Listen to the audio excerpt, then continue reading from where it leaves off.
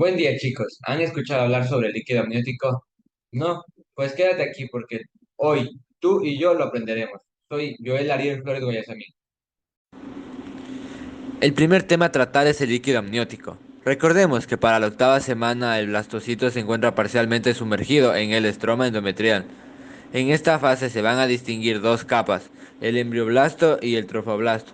Dentro del embrioblasto se va a diferenciar dos capas más, el hipoblasto y el epiblasto. En el epiblasto se va a formar una pequeña cavidad amniótica que se encuentra rodeada por células, las cuales van a producir el líquido amniótico durante los primeros meses fetales. Después el líquido amniótico se va a complementar con la circulación materna y en los últimos meses el líquido va a ser netamente producto del feto. El líquido amniótico durante el periodo fetal se va a encontrar con 30 ml durante el primer trimestre y al momento del nacimiento va a alcanzar de 800 a 1000 ml. Se dice que al quinto mes el feto de gluten aproximadamente de 450 ml va a agregar también su orina en el líquido amniótico. Las funciones principales del líquido amniótico son la participación en el mantenimiento de la homeostasis de los líquidos y electrolitos, actúa como una barrera frente a las infecciones, ayuda a facilitar el desarrollo pulmonar fetal normal, actúa como amortiguador frente a las lesiones de los golpes que pueda sufrir la madre, evita que el embrión se adhiera al amnios, permite al feto moverse libremente y es útil para controlar la temperatura corporal. El método de Pillam, o también conocido como índice del líquido amniótico ILAM, nos ayuda a calcular las mediciones verticales de las acumulaciones más grandes en cada uno de los cuatro cuadrantes uterinos. Circulación del líquido amniótico. Se basa en tres compartimientos, el materno, el fetal y la cavidad amniótica. Al inicio del primer periodo gestacional hablamos de una circulación transplacentaria, ya que se realiza el intercambio entre la madre y el feto y la cavidad amniótica. Durante los siguientes meses van a existir una variación en este tipo de circulación. También cabe de mencionar que durante la quinta semana la circulación del líquido amniótico va a ser netamente del feto hacia la madre y viceversa.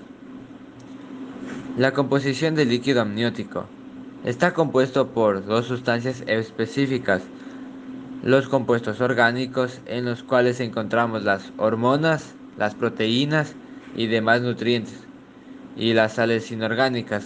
Cabe mencionar que durante la circulación existe una absorción del líquido amniótico y las principales componentes son agua del 98 a 99%, solutos al 2%, peso específico de 1006, olor hipoclorito de sodio, densidad de 1007 y el pH de 7,4. Continuamos con consideraciones clínicas. Bridas amnióticas. Son causadas por un daño a una parte de la placenta llamada amnios o también conocidos como membrana amniótica. La placenta transporta sangre hasta el bebé que aún está en crecimiento en el útero y daña a la placenta y puede impedir el crecimiento y el desarrollo normal del feto.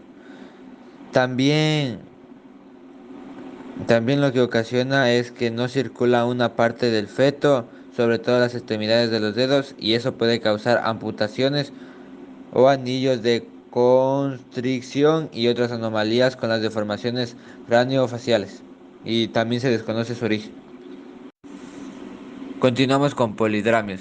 Esta alteración se da cuando hay un aumento del líquido amniótico en la cavidad uterina, es decir, este aumento puede ir de 1500 a 2000 ml. Se dice que su 60% de esta anomalía es cigopática, es decir, no se conoce su causa principal, pero un 40% nos afirma que sí se trata de problemas del feto. Oligohidramios. Consiste en la falta de líquido amniótico en la cavidad uterina, es decir, que va a obtener resultados menores de 400 ml. Membranas fetales en los gemelos, gemelos disigóticos. Los gemelos cigóticos se producen por la fertilización de dos óvulos diferentes por dos espermatozoides diferentes durante el mismo embarazo. Los mellizos pueden o no ser del mismo sexo o parecidos. Comparten la mitad de sus genomas como cualquier otro hermano, pero por el contrario los gemelos idénticos se producen por la fertilización de un solo óvulo, por un solo espermatozoide con la posterior división en dos del óvulo fertilizado. Como consecuencia, los gametos idénticos tienen el mismo genoma y siempre son del mismo sexo. Los, los gemelos monocigóticos se producen por la fertilización de un solo óvulo por un solo espermatozoide con la posterior división en dos óvulos fertilizados. Los gemetos idénticos tienen el mismo genoma y siempre son del mismo sexo. Por el contrario, los mellizos se producen por la fertilización de dos óvulos diferentes por dos espermatozoides diferentes durante el mismo embarazo y comparten la mitad de sus genomas como cualquier otro hermano. Los mellizos no pueden ser del mismo sexo o verse parecidos. Continuamos con parto y nacimiento. Fase número uno de dilatación y borramiento. La fase número uno consiste mediante las contracciones uterinas que a manera de cuña impulsan el saco amniótico contra el conducto cervical.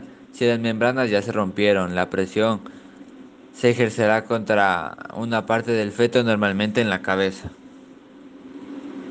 La fase número 2, expulsión del feto. Intervienen las contracciones uterinas, pero la fuerza decisiva consiste en el aumento de la presión intraabdominal proveniente de la contracción de los músculos abdominales. Y los pasos para la expulsión del feto son encajamiento, descenso, flexión, la rotación interna, la rotación externa y la expulsión. Esto nos ayudará a tener mejor movilidad al momento de expulsar el feto. Fase número 3. Alumbramiento. Requiere contracciones uterinas que se facilitan al intensificarse la presión abdominal. Conforme se contrae el útero, la parte superior se retrae, creando una luz cada vez más pequeña, mientras la parte inferior se expande dándole dirección a la fuerza. Las contracciones suelen suceder de 10 minutos después de la segunda etapa y se producen varios intervalos que duran de 30 a 90 segundos.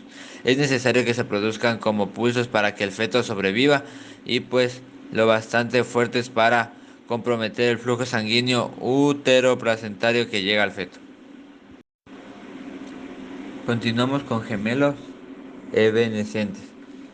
El síndrome del gemelo evanescente es una afección al cual uno de los dos fetos desaparece en algún momento durante las primeras 12 semanas del embarazo. Al principio de un embarazo múltiple es posible que una mujer tenga un aborto espontáneo de uno de los fetos y que note algo de sangrado vaginal o que no note nada raro. A veces el cuerpo de la madre reabsorbe al embrión o al feto. El síndrome de Galvento excedente puede ser causado por no tener suficiente cantidad de hormona que sostiene el embarazo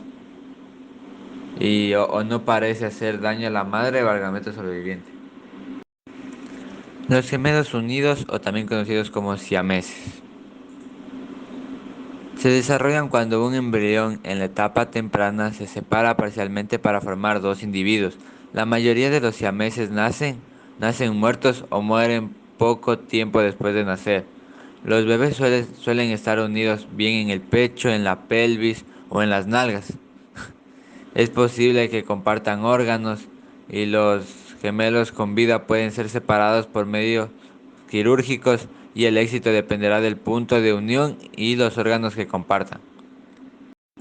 Y para finalizar tenemos el nacimiento prematuro. El nacimiento prematuro se produce antes de la semana 37 del embarazo. Un embarazo dura normalmente 40 semanas. Algunos factores de riesgo para el nacimiento prematuro son tener antecedentes de nacimientos prematuros y tener un embarazo múltiple.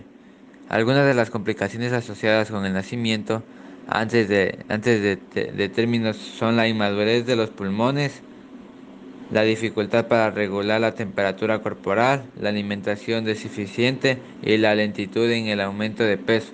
Los bebés prematuros pueden necesitar cuidados neonatales más prolongados o intensivos, medicamentos y ciertas ocasiones cirugía.